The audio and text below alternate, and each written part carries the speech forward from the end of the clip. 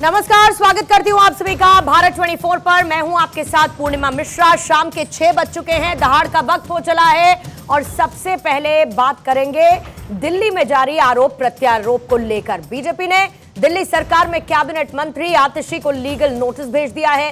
BJP ने आतिशी से पूछा कि आखिर उन्हें बीजेपी में शामिल होने का ऑफर किसने दिया, किसने उनसे संपर्क किया और बीजेपी ने ये लीगल नोटिस आतिशी के उन दावों के बाद भेजा है जिसमें उन्होंने ये कहा था कि उन पर बीजेपी में शामिल होने का प्रेशर बनाया गया था। उन्हें ऑफर दिया गया था कि बीजेपी में शामिल होकर अपना पॉलिटिकल करियर बचा लो वरना ईडी उन्हें भी गिरफ्तार कर लेगी।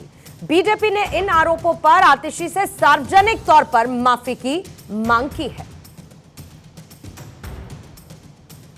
भारतीय जनता पार्टी ने मेरे बहुत व्यक्तिगत करीबी व्यक्ति के माध्यम से मुझे भारतीय जनता पार्टी ज्वाइन करने के लिए अप्रोच किया। मुझे ये कहा गया कि या तो मैं भारतीय जनता पार्टी ज्वाइन कर लूं, अपना पॉलिटिकल करियर बचा लूं, अपना पॉलिटिकल करियर बढ़ा लूं, और अगर भारतीय जनता पार्टी नहीं ज्वाइन करी तो आने वाले 1 महीने में ईडी द्वारा मुझे गिरफ्तार कर लिया जाएगा। आतिशी मारलेना ने जब कल कहा था, हमने तभी कहा था कि आप झूठ बोल रही हैं, आपके आरोप बेबुनियाद हैं और आपके स्वभाव में है आम आदमी पार्टी के कि आप झूठ बोलते हैं और भाग जाते हैं, हम आपको भागने नहीं देंगे। तो हमने कल शाम तक का उन्हें समय दिया था, उन्होंने माफी नहीं मांगी तो उनको डिफेमेशन नोटिस दे दिया गया है और कह दिया गया है कि 15 दिन के अंदर जवाब दें, नहीं तो कानूनी कार्रवाई हमने शुरू कर दी है। आतिशी मार लेना, आप झूठ बोलकर भाग नहीं सकती, आपको जवाब देना पड़ेगा। और इसी बीच में कुछ सवाल हैं और उसके बाद दहाड़ में चर्चा की शुरुआत करेंगे। मेहमानों से आपका तारुफ करवाऊं, लेकिन इससे पहले दहाड़ के सवाल आपके सामने। आतिशी के आरोपों में कितनी सच्चाई है? केजरीवाल के बाद आतिशी का नंबर इसीलिए आरोपों का बवंडर नजर आता है क्या? और आरोपों पर आतिशी ने कोई सबूत क्यों नहीं दिया? चुनावी मौसम में सिर्फ और सिर्फ सियासी बयानबाजी क्या आतिशी कर रही हैं? और क्या केजरीवाल की तरह माफी मांगेंगी आतिशी मरलीना? ये देखना होगा। मेहमान हमारे साथ मौजूद हैं। राकेश सिंह जी बीजेपी के प्रवक्ता इस वक्त हमारे साथ मौजूद हैं। नीरज मिश्रा कांग्रेस के प्रवक्ता हमें ज्वाइन इन कर चुके हैं। राकेश शुक्ला जी वरिष्ठ पत्रकार हैं, इस वक्त हमारे साथ मौजूद हैं। Prem Kumar ji senior journalist studio में इस वक्त हमारे साथ मौजूद हैं और राजनीतिक विश्लेषक के तौर पर संजीव कौशिक जी भी दहाड़ का हिस्सा है। आप सभी मेहमानों का बहुत बहुत स्वागत करती हूं, लेकिन शुरुआत नीरज मिश्रा जी आप ही के पास आते हुए। सवाल ये तो है कि आतिशी ने आरोप लगाए, लेकिन इसके साथ सवाल ये भी है कि एक ही लाइन और लेंथ पर सब चलते हुए नजर आते हैं। अरविंद केजरीवाल कह देते हैं कि मुझसे कहा गया आइए बीजेपी ज्वाइन कर लीजिए। मनीष सिसोदिया कहते हैं कि मुझ पर दबाव बनाया गया, फिर आतिशी भी वही राग अलापती हैं। लेकिन क्या आपको लगता है कि बीजेपी के लीगल नोटिस भेजने के साथ आतिशी का निशाना चूक गया है, गलत जगह लगा है? पूर्णिमा जी देखिए, आतिशी जी ने क्या कहा और क्या नहीं कहा और बीजेपी के लीगल नोटिस पे ये आम आदमी के प्रवक्ता ठीक से बात रख पाएंगे। मैं तो आपको ये कह सकता हूँ कि पिछले 10 साल के अंदर हम लोगों ने लगातार देखा है कि बीजेपी ने किस तरीके से नेताओं को पोच किया है। आज ही की इंडियन एक्सप्रेस की तो खबर है कि 25 ऐसे नेता हैं देश के बड़े जिनके ऊपर ईडी की कार्रवाई हो रही थी, उसमें से 23 नेता तो आज भाजपा में हैं। तो जो 23 नेता वहां चले गए उसमें से 3 के ऊपर जो मुकदमे थे वो खत्म कर दिए गए और 20 लोगों के जो मुकदमे थे वो ठंडे बस्ते में डाल दिए गए। तो ये पिछले 10 साल के अंदर भाजपा ने जो अपने प्रकोष्ठों के माध्यम से दूसरी पार्टी के बड़े नेताओं को पोच करना शुरू किया है, ये उसी कड़ी में एक और चीज दिखती है। बात तो आज ये है कि पूरा देश ये जानना चाहता है कि इस पिछले 10 साल के अंदर इस देश के युवाओं का जो विकास हुआ उसका आप हिसाब दे दीजिए, क्योंकि बेरोजगारी चरम पर है। इस देश की महिलाओं ने जो रसोई में मार झेली है, आप उनके विकास का हिसाब दे दीजिए। मणिपुर में जो महिलाएं आज भी इस आशा के साथ सरकार को देखती है कि उन्हें न्याय मिलेगा, आप उसका हिसाब दे दीजिए। वो जो किसान साल साल भर सड़कों पर खड़े रह गए और उनको एक एमएसपी नहीं दे पाए, आप उनका हिसाब दे दीजिए। तो देश का हर वर्ग अपने विकास का हिसाब मांग रहा है और भाजपा के पास आज सिर्फ जुमलों के और दूसरे नेताओं को अपनी पार्टी में लेने के और कुछ बचा नहीं है। पूर्णिमा लेकिन नीरज जी, अभी तो फिलहाल हिसाब किताब आप और आम आदमी पार्टी मिलकर साथ साथ बराबर कर रहे हैं ना। अभी की फिलहाल स्थिति तो यही है ना। तो आज मुझे लगा, क्योंकि आम आदमी पार्टी तो ऐसी डिबेट्स में पार्टिसिपेट करती नहीं है, तो कांग्रेस के प्रवक्ता होने के नाते और आम आदमी पार्टी के साथ अपनी साठगांठ के साथ आप उनके लिए कुछ स्टेटमेंट जरूर देंगे, ऐसी मुझे उम्मीद थी। और अगर आगे ऐसा आप कर पाए तो मुझे बड़ी खुशी होगी। बहरहाल राकेश सिंह जी, आपके पास आते हुए लीगल नोटिस क्यों, और जिस बात का जिक्र नीरज जी कर रहे हैं, ये तो बड़ी पुरानी रवायत है बीजेपी की कि भाई यहां से इसको ले लो, वहां से उसको ले लो, और इसीलिए तो ये कहते हैं कि आपकी अपनी वॉशिंग मशीन भी है और मोदी जी वॉशिंग पाउडर है, सारे के सारे दाग धुल जाते हैं। नहीं, दागी ये यहाँ कहां से रहेंगे?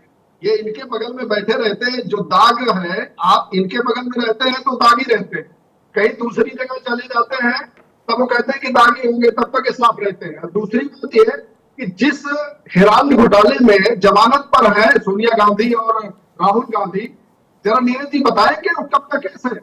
क्या भारतीय जनता पार्टी तो सरकार में थी जब केस चल रहा था? अरे आप जीप घोटाले से लेकर, साइकिल घोटाले से लेकर, बोफोर्स घोटाले से लेकर, फूजी घोटाले से लेकर, जीजाजी घोटाले से लेकर बीजेपी कहीं नहीं थी, सरकार में नहीं थी। ये आपके चरित्र का हिस्सा है। आपको सिर्फ इतना बताना है कि क्या आप दोषी हैं कि नहीं दोषी हैं। आपको सिर्फ यह बताना है कि क्या शराब घोटाला हुआ कि नहीं हुआ। आपको सिर्फ नीरज जी ये बताना है कि अजय माकन जब प्रेस कॉन्फ्रेंस करते थे और वो कहते थे कि ये है पूरा घोटाले का कच्चा चिट्ठा, क्या अजय माकन झूठे थे, कांग्रेस झूठी थी या कोई और झूठा था? अजय माकन सही बोल रहे थे कि गलत बोल रहे थे? नीरज जी बस इतना बता दीजिए। लेकिन राकेश जी, आपको भी तो एक बात सीधी सीधी बतानी है, और सीधी सीधी बात आपकी सिर्फ इतनी है कि आतिशी को ऑफर दिया बीजेपी ने या नहीं दिया, मनीष सिसोदिया को ऑफर दिया या नहीं दिया, अरविंद केजरीवाल को ऑफर दिया या नहीं दिया, आम आदमी पार्टी को खत्म करने के लिए तमाम नेताओं को अप्रोच किया या नहीं किया। इसका जवाब भी तो बीजेपी को देना है ना, जब सिलसिलेवार तरीके से आरोप लगते हैं। तो जब नोटिस गया है उसका जवाब वही देंगे। उनकी करीबी, तो करीबी से संपर्क किसने किया, ये जवाब कौन देगा? जब ये आरोप अरविंद केजरीवाल लगाते थे, माननीय गडकरी जी के ऊपर लगाया, मजीठिया जी के ऊपर लगाया, माननीय जेटली जी के ऊपर लगाया, जब अदालत गए तो अदालत ने कहा हुजूर माफ कर दीजिए, मेरे आरोप गलत थे, हुजूर माफ कर दीजिए, मेरे आरोप गलत थे। तो अदालतों में केजरीवाल इंडी गठबंधन के जो नेता है, अदालतों में अपने आरोपों पर अदालत से कहा कि हुजूर माफ कर दीजिए, मैं गलत हूं। तो इस तरह के आरोप जो आम आदमी पार्टी की तरफ से लग रहे हैं वो सिद्ध हो चुके हैं अदालत में। इनके द्वारा लगाए गए एक एक आरोप अदालत में झूठे साबित किए, और झूठ सिर्फ और सिर्फ आम आदमी पार्टी, इंडी गठबंधन और कांग्रेस का चरित्र है, क्योंकि अदालत में इन्होंने माफी मांगी है कि हुजूर माफ कर दीजिए, मेरे सारे आरोप गलत थे। राकेश शुक्ला जी, जो आतिशी की तरफ से आरोप लगाए गए कि मुझे बीजेपी में आने का ऑफर दिया गया, बीजेपी ने उसके लिए भले ही लीगल नोटिस दे दिया हो, लेकिन क्या ये एक तरीके का डिफेंस है जो आतिशी पहले से तैयार कर रही हैं? क्योंकि ये हम सबने जाना कि जब ईडी अपनी दलीलें पेश कर रही थी, अरविंद केजरीवाल ने क्लियर कहा कि भाई विजय नायर मुझे रिपोर्ट नहीं करता। विजय नायर किसको रिपोर्ट करता है? आतिशी मरलीना को करता है, सौरभ भारद्वाज को करता है। ये दो नाम आए और एक ऐसा एक्सप्रेशन था कि अनएक्सपेक्टेड कि ये दो नाम भी लिए जाएंगे। तो क्या एक तरीके का डर है कि अगला नंबर आतिशी मरलीना का खुद हो सकता है, और उससे पहले का ये डिफेंस है वही सेम डिफेंस जो खुद मनीष सिसोदिया ने पहले दिया और इसका इस्तेमाल अरविंद केजरीवाल भी कर चुके हैं? पूर्णिमा जी, आपने बड़ा अच्छा प्रश्न उठाया है। सबसे महत्वपूर्ण बात यह है कि आम आदमी पार्टी में अरविंद केजरीवाल जी के अलावा किसी विधायक में इतना सामर्थ्य नहीं है कि वो पार्टी को तोड़ के एक बड़े तबके को किसी दूसरे दल में शामिल कराने की हैसियत रखता है। दूसरा, एक बड़ा पॉकेट है, यानी कई विधायक हैं आम आदमी पार्टी में जिसमें तोड़ के कहीं जाने के लिए आपको 1/3 होना जरूरी है।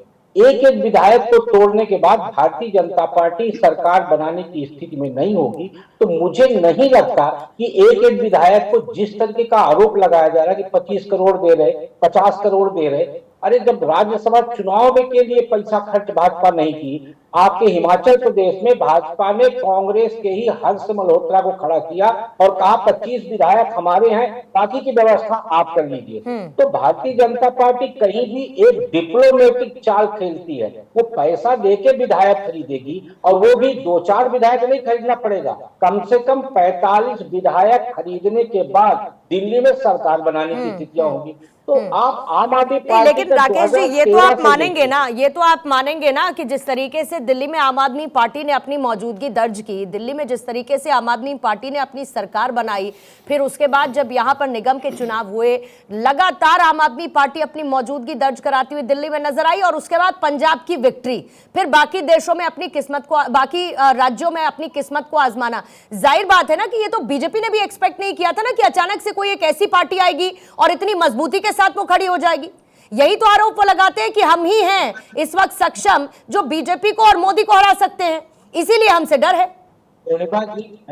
मैंने रामलीला मैदान का कवर किया है, जो आंदोलन, अन्ना आंदोलन, लोकपाल विधेयक को लेके बड़ा आंदोलन खड़ा हुआ था। हम लोग रोज जाते थे रामलीला मैदान में, रात में 12:30-1 बजे, आपको भी याद होगा, अरविंद केजरीवाल जी लाइव कथा करते थे, ये दिल्ली की पूरी जनता देखा करती थी। जब 2013 में पार्टी बनी और पहली बार चुनाव हुआ तो कार्यकर्ता नहीं थे आम आदमी पार्टी के पास, मतदाताओं ने चुनाव लड़ा था। मतदाता चुनाव लड़के समाजवादी पार्टी को जिताए, कांग्रेस के समर्थन से सरकार बनी, लेकिन कांग्रेस के समर्थन वापस लेने के बाद जब दोबारा चुनाव हुआ तो फिर मतदाताओं ने चुनाव लड़वाया, समाजवादी पार्टी को सबसे बड़ा बहुमत दिया। मैं इस बात से इनकार नहीं करता कि दिल्ली में समाजवादी पार्टी की जीत नहीं हुई है, 1 बार 2 बार, फिर उसके बाद नगर निगम चुनाव में भी जीत हुई, और एक ईमानदार पार्टी की जो छवि कायम हुई, उसी के चलते पंजाब में जब मतदाताओं को अकाली दल और कांग्रेस दोनों में विकल्प के रूप में आम आदमी पार्टी दिखी तो उन्होंने आम आदमी पार्टी को चुना। लेकिन बड़ी चीज ये है कि जिस ईमानदारी के बुनियाद पर ये पार्टी खड़ी हुई थी, वो बुनियादी कमजोर, कट्टर ईमानदार पार्टी, खुद को बताने वाली, आज भ्रष्टाचार के सबसे गंभीर आरोपों को झेल रही है, और उनके मुखिया जेल में हैं और सिलसिलेवार तरीके से उनके नेता भी। बहरहाल संजय सिंह के नाम पे जरूर एक राहत मिलती हुई नजर आई है। लेकिन प्रेम सर, क्या आपको लगता है, और फिर उसके बाद संजीव जी आपके पास आऊंगी, कुल मिलाकर इसके पीछे का मकसद क्या है? अगर इस तरीके के स्टेटमेंट्स दिए जा रहे हैं या एक परसेप्शन क्रिएट करने की कोशिश की जा रही है, कोई सच्चाई इसमें आपको नजर आती है, या सिर्फ और सिर्फ ये कोरी सियासत है, या फिर बीजेपी पर एक प्रेशर क्रिएट करना, या खुद के लिए एक डिफेंस जोन क्रिएट करना? देखिए, सियासत की भी बात से इनकार नहीं कर सकते पूर्णिमा जी, मगर घटनाएं तो घट रही हैं, और खास करके जब भारतीय जनता पार्टी के नेता कहते हैं, खुलेआम कहते हैं कि भ्रष्ट लोगों को पार्टी में लेना हमारी रणनीति है, हम विरोध नहीं करते हैं, भ्रष्ट लोगों को लेते हैं, खुल करके बोलते हैं, इसको राकेश जी भी इनकार नहीं कर सकेंगे। तो इस क्या भ्रष्ट लोगों को लेना आपकी रणनीति अगर है, जो खुल करके एक बीजेपी बोल रही है, तो क्या भ्रष्टाचार के आरोप में ग्रिल करना भी वहीं से उस रणनीति की शुरुआत हो जाती है क्या? ये भी एक है, क्योंकि सिम्टम्स दिख रहे हैं हर तरह से। भारतीय जनता पार्टी नहीं समझ में नहीं, आई बात। राकेश जी अपनी बात को दोहराइएगा प्लीज।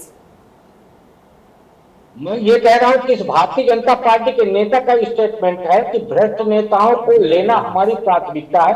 प्लीज देश की जनता को ये बताया जाना चाहिए। प्लीज उसका नेता का नाम बताइए। हाँ, राकेश जी मैं बोलूंगा, मैं बिल्कुल बोल दूंगा, अगर राकेश जी क्रॉस करें तो मैं नाम ले लूंगा। राकेश सिंह जी, अगर गलत ये कौन सी रणनीति का हिस्सा है, जरा बताइए। भ्रष्टाचार को आप हटाना चाहते हैं और वही भ्रष्टाचार में लिप्त चेहरों को आप अपना चेहरा बनाकर पेश करना चाहते हैं, ये कौन सी रणनीति है राकेश सिंह जी? नहीं, पहली बात तो प्रेम जी जब बयान दे रहे हैं, बता रहे हैं, इनको नाम बताना चाहिए, इनको किस बात का डर है? वो तो तैयार है बताने के लिए, वो तैयार है सर बताने के लिए। वो कह रहे हैं कि आप सुनने के लिए तैयार हैं, तो वो बताने के लिए तैयार हैं, बताइए। यही नेताओं पार्टी का समर्थन करते हैं, बचाव करते हैं, वो डरे डरे से ही नजर आते हैं। और नाम लेने से पूछे तो पहले राकेश सिंह से पूछेंगे कि मैं नाम ले सकता हूँ कि नहीं ले सकता हूँ। अरे प्रेम जी को कौन सा डर है? अरे डर हमको लेना चाहिए जिन्होंने लूटे हैं, जिन्होंने आम आदमियों के पैसे लूटे हैं, जिनको अभी तक अभी तक 10 साल में 35 लाख करोड़ डायरेक्ट उनके खातों में जमा किया गया। ये पैसे पहले भी थे, लेकिन ये पैसे किसके जेब में जाते थे? थोड़ा सा राकेश जी, थोड़ा आपका ऑडियो में करेक्ट करवाऊंगी सर, आपका थोड़ा सा मैं ऑडियो करेक्ट करवाऊंगी, आपकी आवाज बहुत बर्स्ट हो रही है, मैं थोड़ा सा आपका ऑडियो करेक्ट करवाऊंगी और उसके बाद आपकी बात को समझने की कोशिश करूंगी। प्रेम सर, आप अपनी बात पूरी कीजिएगा, फिर संजय जी। वैसे देखिए, इसमें लड़ने झगड़ने की जैसी कोई बात नहीं है। बीजेपी का बयान है, निर्मला सीतारमण जी ने कहा है कि भ्रष्ट लोगों को लेना हमारी रणनीति है, और राजनाथ सिंह जी ने भी कहा है, उनसे भी। नहीं, तो इसमें क्या सत्यापित होता है? इसमें सत्यापित ये होता है कि आतिशी भ्रष्टाचारी हैं, इसमें सत्यापित ये होता है कि मनीष सिसोदिया भ्रष्टाचारी हैं, या इसमें ये सत्यापित होता है कि अरविंद केजरीवाल भ्रष्टाचारी हैं? भाई, लेने का अगर ऑफर दे रहे हैं और भ्रष्टाचारियों को लेना चाहते हैं, तो ये वेरीफाई करता है क्या कि ये तीनों के तीनों भ्रष्टाचारी हैं? मानते हैं आप इस बात को? मैं इसे उस कंक्लूसिव पॉइंट पर नहीं मानता हूं, इसलिए कि अभी तो ट्रायल चल रहे हैं, आरोप चल रहा है, लेकिन बहुत सारे लोगों को जिनको इन्होंने भ्रष्टाचारी बताया और फिर अपनी पार्टी में लिया, और इस सीरीज में हम देखें तो जिनको दिल्ली में भ्रष्टाचारी बता रहे हैं, और मेरी समस्या ये है कि संजीव जी भ्रष्टाचार का ये जो रूप बदल जाता है ना अचानक से, एक तरफ भ्रष्टाचार अच्छा हो जाता है, अचानक से भ्रष्टाचार दूसरी जगह खराब हो जाता है, और उसके भी अपने रंग रूप बदलते हुए नजर आ रहे हैं। एक तरफ खुद को कट्टर ईमानदार बताने वाली पार्टी आम आदमी पार्टी इतने गंभीर आरोपों में फंसी हुई है, खुद अरविंद केजरीवाल जेल में है, नैतिक तौर पर कहा जा रहा है कि उनको अपना इस्तीफा दे देना चाहिए, और ये सीनियर जजेस, एक्स जजेस ये कह रहे हैं कि नैतिकता के तौर पर, और रूल भी ये नहीं कहता है, रूल भी ये नहीं कहता है कि वो सरकार चलाएंगे अंदर से बैठकर, लेकिन उसके बावजूद वो इस्तीफा देना नहीं चाहते। आरोपों में नाम आ रहा है बाहर आतिशी का, सौरभ भारद्वाज का, जिनके पास बड़े बड़े मंत्री हैं। जो मिलने वाले लोगों की सूची होती है उसमें ना आतिशी का नाम शामिल किया गया है, ना सौरभ भारद्वाज का नाम शामिल किया गया है। ये इस चर्चा से इतर सवाल है, लेकिन आप सरकार अंदर से चलाने की बात करते हैं, लेकिन सबसे ज्यादा विभाग जिन दो लोगों के पास है उनको आपने अपनी सूची में रखा ही नहीं। किस तरीके की राजनीति करने की तैयारी अरविंद केजरीवाल जेल में बैठे बैठे कर रहे हैं? देखिए, हम शुरुआती दौर से शुरू कर रहे हैं। जो जितना आरोप आपने लगाया कि कौन तोड़ने का प्रयास कर रहा है, 10 साल हो गए भारतीय जनता पार्टी को केंद्र में सरकार में रहते हुए। आपने 10 साल में देखा कभी कोई भारतीय जनता पार्टी की सरकार चल रही हो, कमजोर हो और वो टूट जाए और विपक्षी पार्टियों ने मिलकर सरकार बना ली हो? और अनेकानेक उदाहरण हम आपको बताएंगे कि किस तरह से विपक्षी पार्टियों की सरकार को गिराया गया और भारतीय जनता पार्टी ने सरकार बना ली। क्या एकनाथ सिंहदेव अचानक रात में सोए रहते हैं और उनकी अंतरात्मा जग जाती है और सुबह उठते हैं और कहते हैं कि नहीं, हम शिवसेना के साथ नहीं रहेंगे, कुछ विधायक हमारे साथ चलो, और चलो चलते हैं रिसोर्ट में, और कुछ दिनों तक रहते हैं, जब तक सरकार गिरती नहीं है, पुनः बनती नहीं है भारतीय जनता पार्टी के सहयोग से, तब तक वापस नहीं आते हैं। ये अंतरात्मा की आवाज होती है क्या? देश की जनता इस बात को नहीं समझती है। देश की जनता बखूबी जानती है कि भारतीय जनता पार्टी किस तरह से विपक्षी पार्टियों को तोड़ती है, अपने खेमे में लाती है। और ये उदाहरण अभी कांग्रेस पार्टी के प्रवक्ता ने एक बात कही, इंडियन एक्सप्रेस के बारे में बात कही, एक रिपोर्ट के बारे में बात कही, वो तो आज की बात है। अभी 4 दिन पहले प्रफुल्ल पटेल के साथ क्या हुआ? 8 ही महीने तो हुए थे महज उनको एनडीए में शामिल होते हुए। यही राउजी कोर्ट में क्लोजर रिपोर्ट दाखिल कर दी गई है। क्लीन चिट देने की बात है ना। ऐसा है क्या कि जिन लोगों पर भ्रष्टाचार के आरोप लगे वही बीजेपी ज्वाइन कर रहे हैं?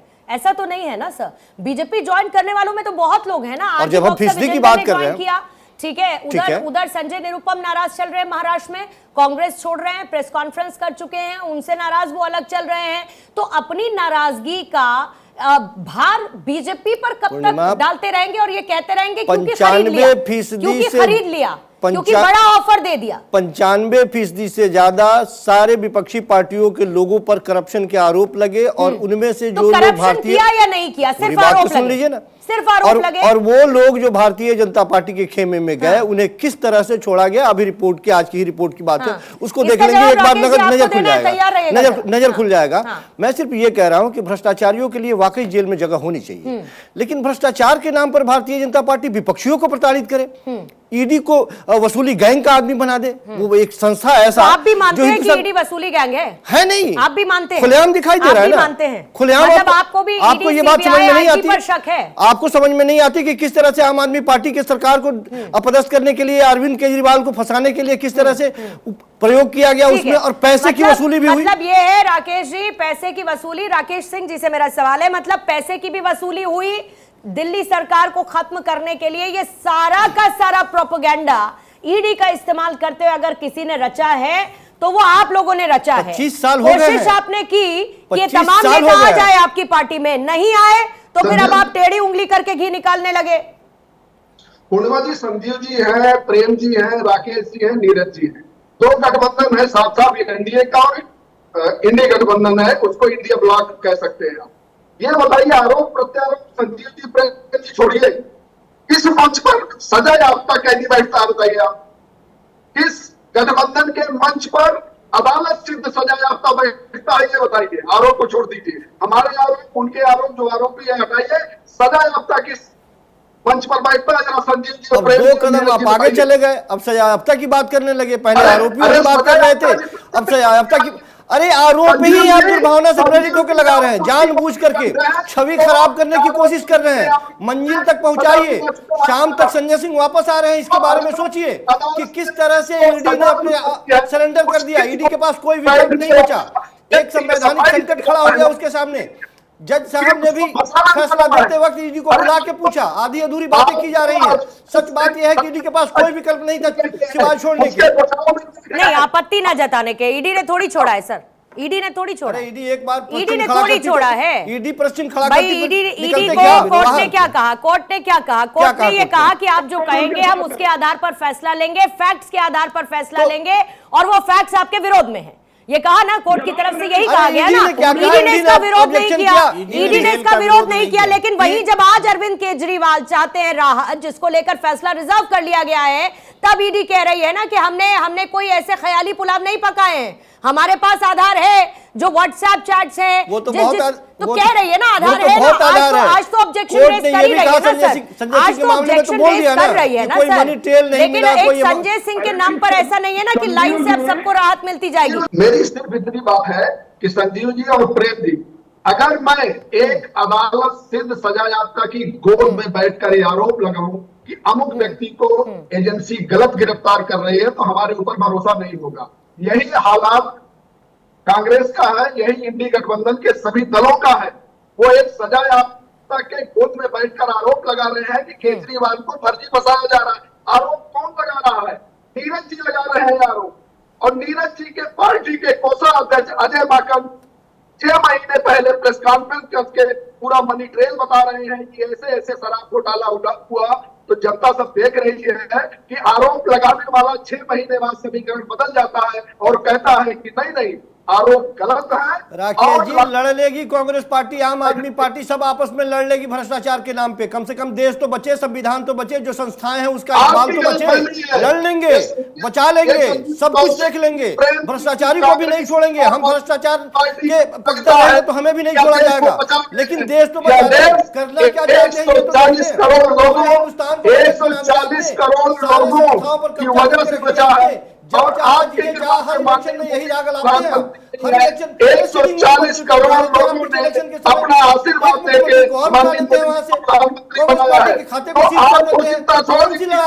किससे लड़ाई? नहीं तो फिर तो ईडी की दलील के हिसाब से संजीव जी फिर तो ईडी की दलील के हिसाब से जब चुनावी मौसम हो तो आप किसी को अरेस्ट ही नहीं कर सकते। आप कह देंगे कि भाई सिटिंग सीएम है, उठा लिया, लोकसभा चुनाव सामने है, पहुंच जाते हैं सारे के सारे मिलके इलेक्शन कमीशन के पास, यानी कि उस समय तो कोई कार्रवाई होनी भी नहीं चाहिए, है ना?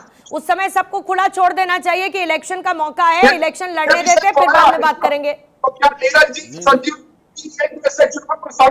एक बार चुनाव हो जाए, बाकी एजेंसियां कार्रवाई करती रहे। अभी इनसे पूछेंगे कि राम मंदिर किसने बनाया तो कहेंगे डंके की चोट पे हमने बनाया, बाद में जब फंसेंगे तो कहेंगे कि नहीं अदालत के आदेश से बनाया। ये लोग पल भर में बदलने वाले लोग हैं। ये सारे संस्थानों को जिस तरह से इस्तेमाल करते हैं, देश की जनता देख रही है किस पे किसका क्या प्रभुत्व है। संजीव जी, अब आप नहीं कहेंगे, हर महीने, हर 2 महीने पे कहीं न कहीं चुनाव होता रहता है, भ्रष्टाचार करे। अरे पकड़िए भ्रष्टाचारी को, लेकिन कम से कम सजा तो दिलवाइए। हर इलेक्शन में विपक्षी पार्टी को भ्रष्टाचारी बता के आप गिरफ्तार करते हैं। और हर इलेक्शन से पहले प्रेम सर, विकास के नाम पे लड़ लीजिए, और हर इलेक्शन से पहले ईवीएम दोषी हो जाती है, इलेक्शन के बाद ईवीएम दोषी हो जाती है। और इस बार के तो इलेक्शन में बड़ी दिलचस्प बात है कि फिर से ईडी, सीबीआई, आईटी का जिन्न एकदम बाहर निकल आया है कि इनका दबाव बनाकर नहीं चाहते कि हम इलेक्शन लड़े। देखिए पूर्णिमा जी, ऐसी बातों से तमाम आशंकाओं को आप एकदम खारिज कर देते हैं कि ये बोल करके। लेकिन आप देखिए ना, अभी आज भी बहस हुई है अरविंद केजरीवाल के मामले में। जो तर्क आपने रखा वही ईडी ने भी रखा कि अगर इलेक्शन से 2 दिन पहले कोई किसी का कत्ल कर दे तो क्या हम गिरफ्तार नहीं करेंगे? उन्हीं के दलील को आधार बनाया। ठीक है, वही बात रखें। लेकिन क्या है अरविंद केजरीवाल, अरविंद केजरीवाल का केस क्या इलेक्शन के समय तुरंत का मामला है? अक्टूबर में लास्ट नाम आया, 2020 में नाम आया, और 22 में नाम आया। नहीं, वो एक दो डिफरेंट, पहले इसका जवाब देने दीजिए, उसके बाद में उसका भी देंगे। तब वो आया, तो ये मामला वो नहीं है कि 2 दिन पहले कत्ल हो गया और अरविंद केजरीवाल को जेल में बोल, बल्कि इसी तर्क के आधार पर आपका उलट मामला चल रहा है कि सारे मामलों को उठा के इलेक्शन के समय ही ला करके जेल में बंद कर देंगे। क्या इसको लोकतंत्र बोलते हैं? इसको चुनाव बोलते हैं? इसको इक्वल प्लेइंग फील्ड बोलते हैं? ये सवाल सबसे बड़ा सवाल है। क्या ये गिरफ्तारी टल नहीं सकती थी 2 महीने के लिए? इतना कोई क्रिमिनल का मामला था, क्राइम का मामला था कि अरविंद केजरीवाल को जेल भेजना ही है? ये सबसे बड़ा मतलब यहाँ पर मनी लॉन्ड्रिंग का मामला बड़ा मामला नहीं है, आप ये कह रहे हैं? मनी लॉन्ड्रिंग का मामला अब यहाँ पर 100 करोड़ रिश्वत का मामला, पूरी मनी लॉन्ड्रिंग का मामला, पॉलिसी के आधार पर कमीशन खोरी, गोवा में विधायकों तक वो पैसा खर्च कर देना। दलील तो ये भी दी गई ना, जब पूछा गया पैसा कहां है, अरे पैसा खर्च कर दिया गया तो नजर कहां से आएगा? दलील तो ये भी दी गई ना सर। और अरविंद केजरीवाल क्यों नहीं पेश हुए समन्स पर, ये बताइए? क्या वो भी इंतजार कर रहे थे कि चुनाव नजदीक आ जाए, फिर हम इसको चुनावी माहौल में सामने इसी तरीके से पेश करें? जवाब भी लेंगे आप? यही कोशिश कर रहे हैं क्या अरविंद केजरीवाल भी या उनकी पूरी आम आदमी पार्टी? देखिए, आप जवाब भी लीजिए, बहुत सारे सवाल पूछ लेती। तो देखिए, अरविंद केजरीवाल समन पर का सवाल देते हैं। समन 9 बार दिया जाता है ना? क्यों ईडी 9 बार समन दे रही थी? क्यों नहीं तीसरे में गिरफ्तार कर लिया?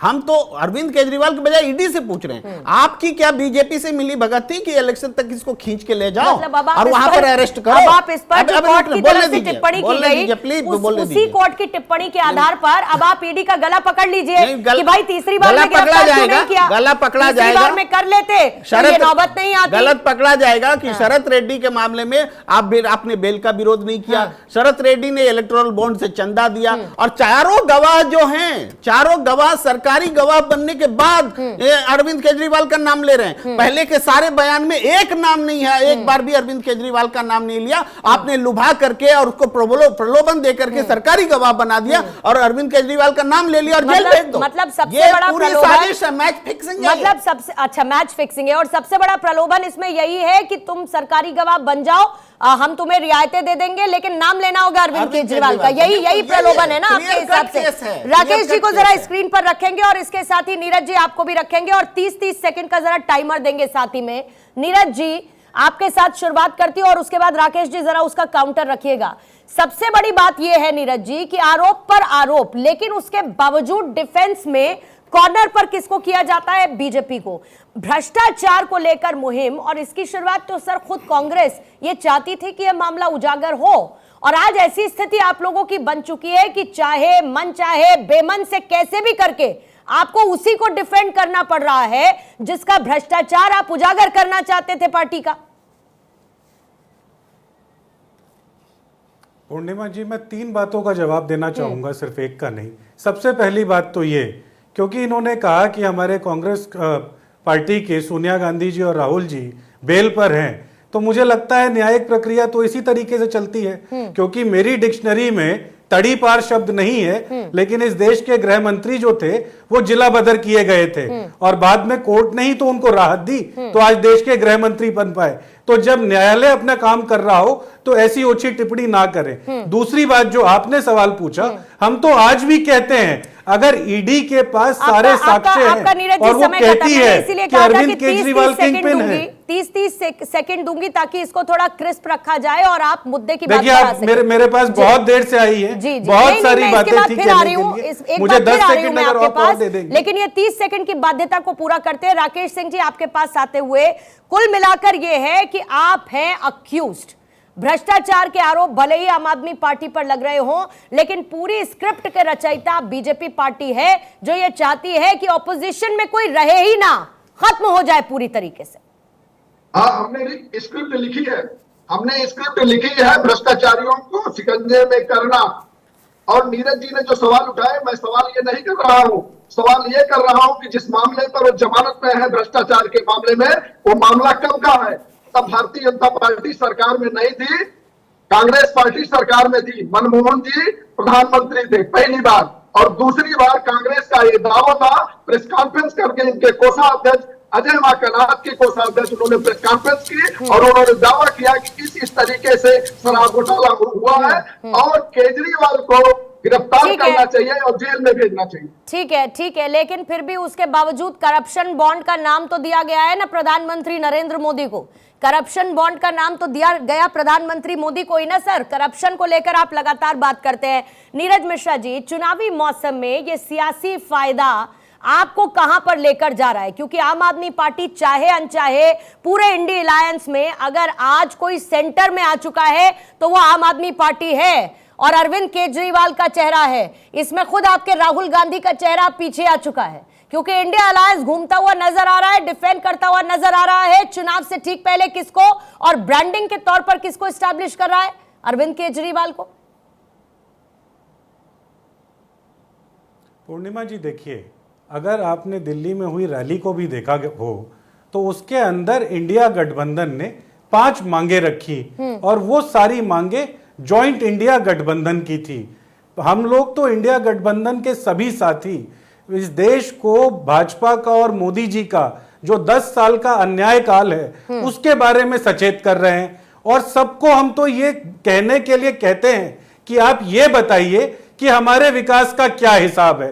पूरा इंडिया गठबंधन इस बात पे नामबंद है। अरविंद केजरीवाल हमारे घटक दल के साथी हैं। आज उनको अगर ईडी ने यह कहा है कि वो किंग पिन है और सारे साक्ष्य हैं, तो जैसा अजय माकन जी ने कहा था, आप उनको जेल में भी डालिए, उनके ऊपर ट्रायल चलाइए और उनको आजीवन चुनाव लड़ने से आप बैन कर दीजिए। लेकिन आज चुनाव के समय पर 8 महीने के बाद जब उनको लास्ट नोटिस सर्व हुआ, आपने उठा के उनको जेल में डाल दिया। आपने हेमंत सोरेन को जेल में डाल दिया। उन 23 नेताओं का क्या हुआ जिनके ऊपर ईडी की कार्रवाई बंद हो गई?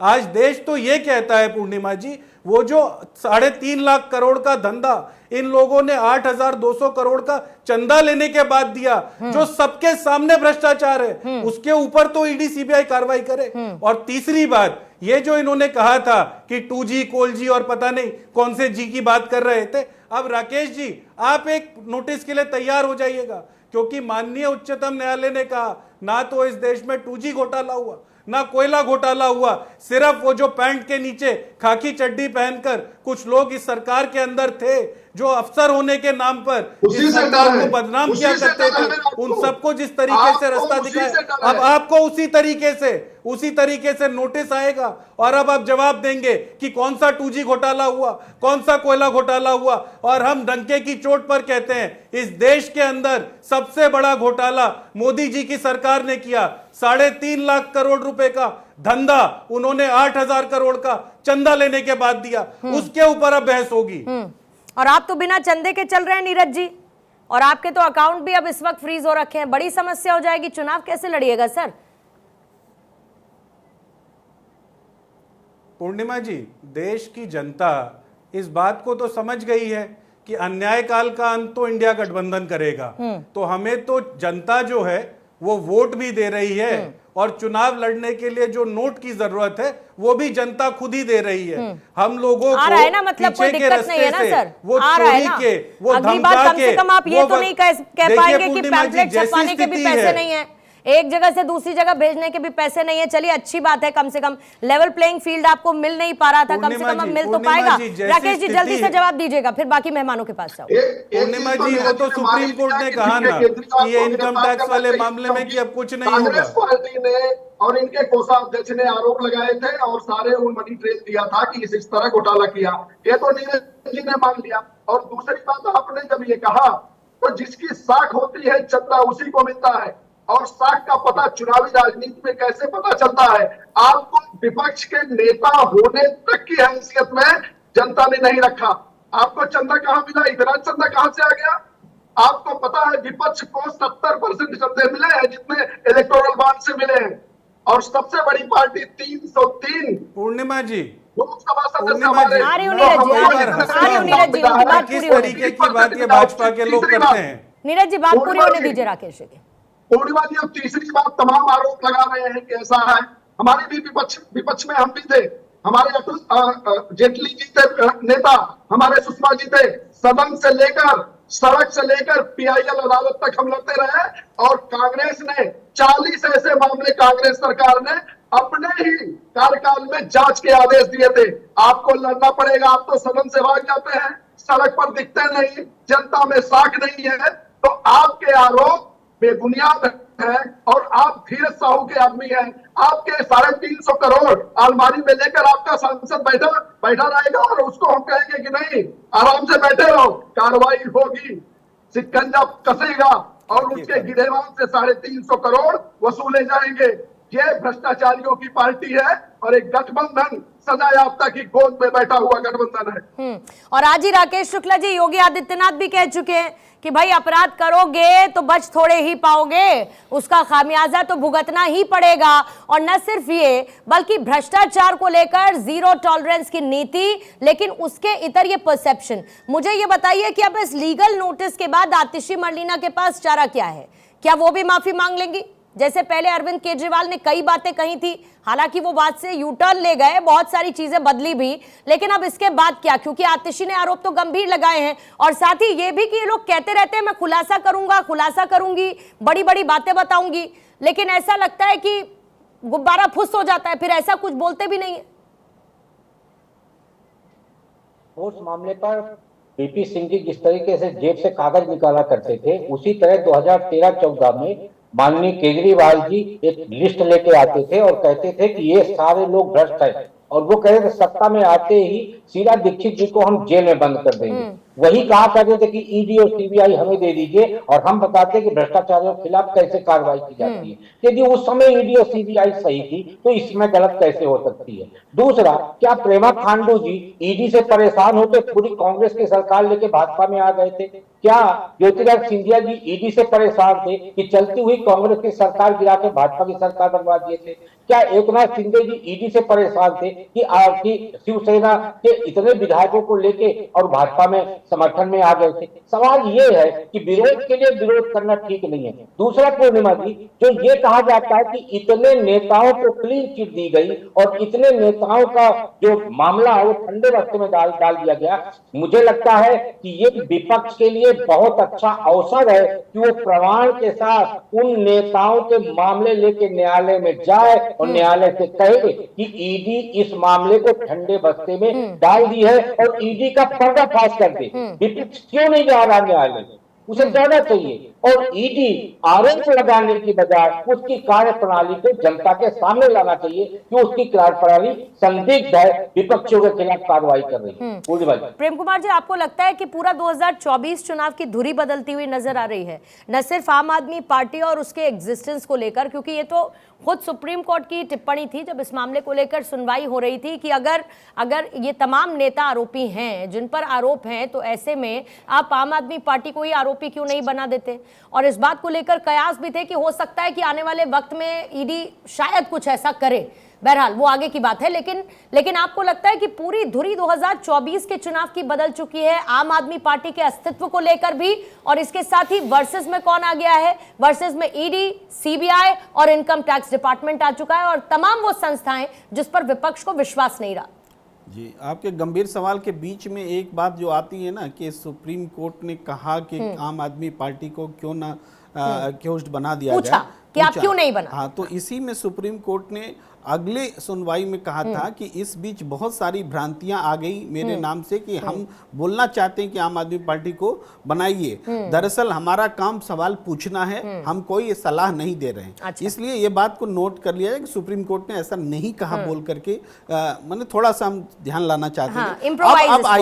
अब आइए इस विषय पर कि पूरे देश में ये जो मुद्दा बना है, भ्रष्टाचार मुद्दा बन रहा है चुनाव में, चाहे नरेंद्र मोदी जी का भाषण देख लीजिए, चाहे विपक्ष का देखिए। बस ऐड ऑन करूंगी एक बात बस ऐड ऑन करूंगी। 2014 में जब सरकार बदली, जब नरेंद्र मोदी की सरकार आई, तब भी तो भ्रष्टाचार का एक बड़ा मामला था ना, मुद्दा तो भ्रष्टाचार ही था ना, जिसके बाद कांग्रेस की सरकार गई।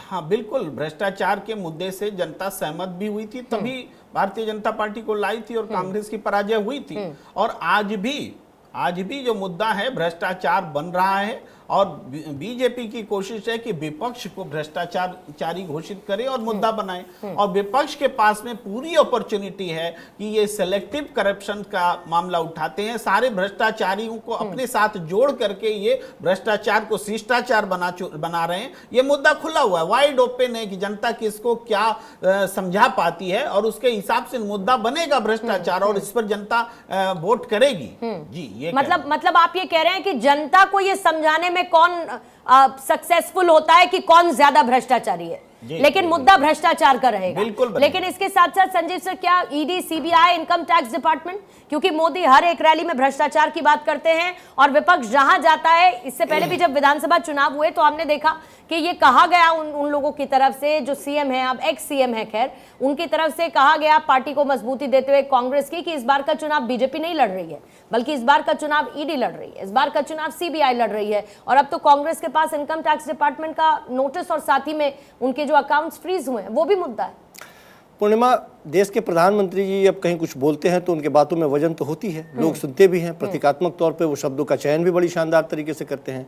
जब वो उंगली उठा के किसी को भ्रष्टाचारी बताते हैं 70,000 करोड़ का, तो लोगों को लगता है कि सचमुच में भ्रष्टाचार से लड़ता हुआ हमारा प्रधानमंत्री सामने दिखाई दे रहा है। लेकिन 3 दिन के बाद में उसे गलबहियां करता हुआ दिखाई दे और कहे कि नहीं, आप उप मुख्यमंत्री हमारे सरकार में बन जाइए, तब तो लोगों को झटका लगता होगा। किसकी बात कर रहे हैं? झटका लगता होगा ना।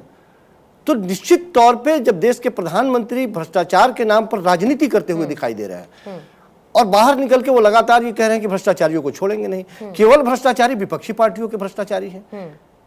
भारतीय जनता पार्टी में 10 सालों में कोई करप्शन का केस ही नहीं आया, कोई पकड़ में ही नहीं आया। इतनी पर्देदारी, इतनी ईमानदारी। मतलब आप ये कह रहे हैं कि ये बात हजम करने लायक नहीं है कि 10 सालों में कोई भ्रष्टाचार ही नहीं हुआ। अरे बोल तो रहे हैं कि तमाम, केवल पूरा फोकस ही ये रहा कि 10 साल के अपने कार्यों को गिनाने के बजाय वो पिछले 50 साल 60 साल के कार्यों को लेकर के बीच में बैठे हुए हैं। यहां कमियां रही, वहां कमियां रही, देश को लूट लिया, ये खाली। अरे आपने क्या किया, इसके बारे में जाइए ना लोगों के बीच में, बताइए कि 10 सालों में आपने क्या किया और किस वजह से लोग आपको वोट दे। आपको लोग इसलिए वोट दे कि आपने अरविंद केजरीवाल को जेल में डाल दिया है। आपको लोग इसलिए वोट दे कि 94 का केस निकाल के 94 का, आपको इसलिए लोग वोट दे कि 94 का केस निकाल करके आप 2024 में कांग्रेस पार्टी का खाता सीज कर क्या रख पाई, ये बताइए मुझे।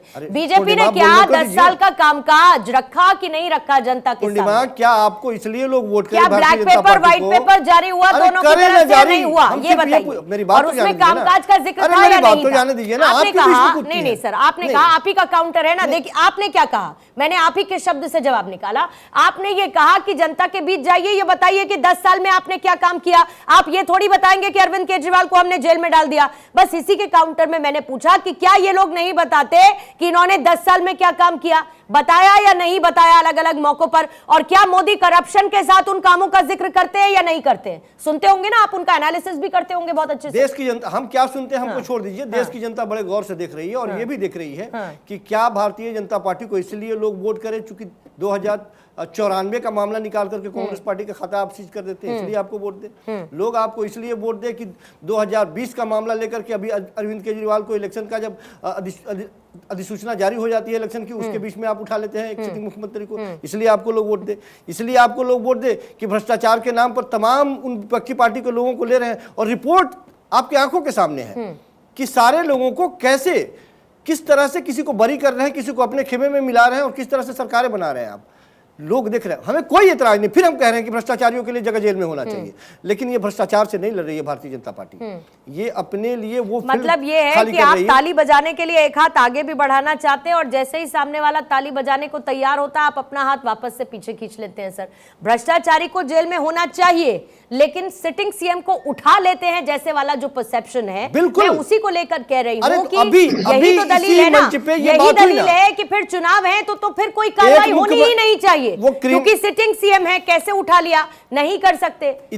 इतना बड़ा क्राइम था, एक मुख्यमंत्री देश छोड़ के भाग रहा था। मनी लॉन्ड्रिंग का मामला है सर, मनी लॉन्ड्रिंग का मामला है। आपको मनी लॉन्ड्रिंग का मामला बड़ा नहीं लगता? 2 महीने 100 करोड़ की कमीशन चोरी आपको बड़ी नहीं लगती? लेकिन 2 महीने इलेक्शन के लिए इंतजार नहीं कर सकते। पॉलिसी नहीं लाना, फिर उस एक्साइज पॉलिसी को रिकॉल कर लेना, फायदा उठा लेना, गोवा के विधायकों पर वो पैसा खर्च कर देना, आपको ये बातें बड़ी नहीं लगती? पूर्णिमा, भारतीय जनता पार्टी ने अरविंद केजरीवाल को उठा के इतनी बड़ी गलती की है कि पूरी दिल्ली की चलिए जनता ये जो तो है ये वो दिल्ली की बात की ना जनता आपने, ये समझ दिल्ली रही की ना, दिल्ली की जनता ये समझ, अरे पूरे मतलब देश की दिल्ली में जनता। सिंपैथी इसका है, प्रभाव पूरे दिल्ली देश में में पड़ेगा। सिंपैथी है, क्यों इसका प्रेम सर? प्रभाव पूरे देश क्यों में प्रेम सर? पड़ेगा। दिल्ली में ही सिंपैथी है या इसका इम्पैक्ट कहीं और भी नजर आएगा? बहुत स्ट्रेट क्वेश्चन है सर। मैंने कहा कि पूरे देखिए, दिल्ली में तो चूंकि आम आदमी पार्टी का संगठन है, सरकार है, तो सबसे ज्यादा असर जो है सहानुभूति का वो दिल्ली में ही होगा। मतलब केजरीवाल को मिली, आम आदमी पार्टी को सहानुभूति मिली है और बीजेपी के मिली अगेंस्ट है। सेंटिमेंट है इस एक्शन के बाद। एकदम है। जब भी आम आदमी पार्टी पर एक्शन हुआ है, आप हर चुनाव में देखिए ना, आम आदमी पार्टी को फायदा हुआ है, तो इसलिए भी लगता है कि आम आदमी पार्टी को फायदा होगा। और जहां तक पूरे देश की बात है तो उसका इम्पैक्ट अभी से आकलन करना मुश्किल है, लेकिन इम्पैक्ट तो पड़ेगा।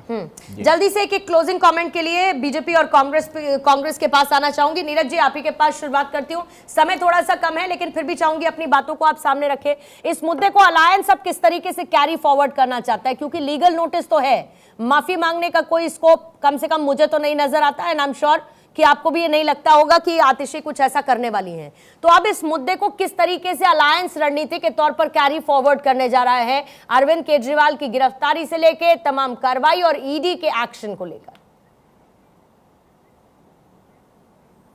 पूर्णिमा जी, हम तो देश की जनता को घर घर जाकर ये बता रहे हैं कि किस तरीके से ईडी, सीबीआई, आईटी भाजपा के प्रकोष्ठों की तरह काम करती है, और जब वो अपने दफ्तर से निकलती है तो आगे रेड लाइट पर जाकर पूछ लेती है कि यहाँ कोई भाजपा का बोर्ड तो नहीं है। अगर भाजपा का बोर्ड दिख जाता है तो वहां से यू टर्न ले लेती है।